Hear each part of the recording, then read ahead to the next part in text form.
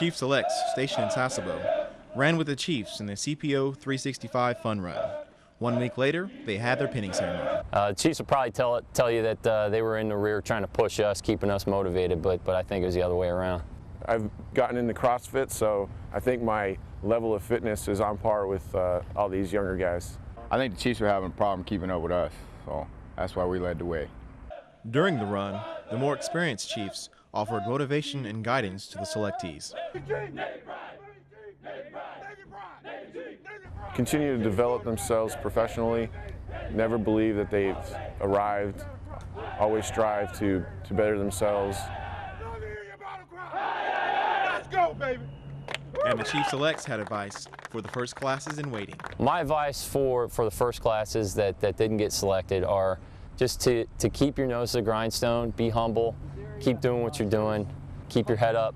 You know, this is my third time up. Don't get discouraged. Just keep pushing. If you don't get selected the first time, keep pushing. Your time will come. For some sailors, the road to putting on those anchors is longer than others. Man, it was my sixth time. Every time I looked at that list, it was kind of like a disappointment, but I never gave up. This was my first year eligible for Chief, and fortunately I was very lucky.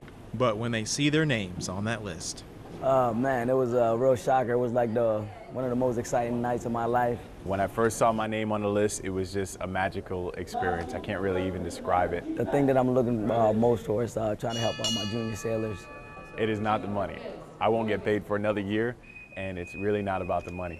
Me being a Chief is being a leader, a deck play leader, someone that set examples. As a Chief, it's not about you anymore, it's about the sailors, and I'm really looking forward to giving back to sailors and helping them to get to this position also. The newly pinned Chiefs were reminded of the magnitude of their promotion by the words of the Chiefs Creed. Your entire way of life is now changed. More will be expected of you.